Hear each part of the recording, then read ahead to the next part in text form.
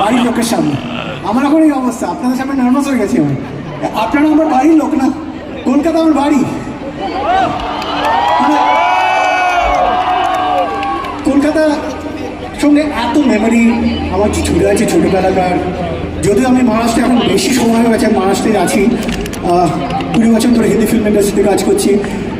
এই একটা আপনাদের সঙ্গে সামনাসামনি যে আসায় এই সময় আমি খালি একটা জিনিস বলতে চাই, I just want to thank you very much, thank you আমার গান শোনার জন্যে, থ্যাংক ইউ আমাকে সবসময় সাপোর্ট করার জন্যে, থ্যাংক ইউ আমার খারাপ সময় আমার পাশে থাকার জন্যে, থ্যাংক ইউ আমার ভালো সময় আমার সঙ্গে সেলিব্রেট করার জন্য, থ্যাংক ইউ ভেরি মাচ।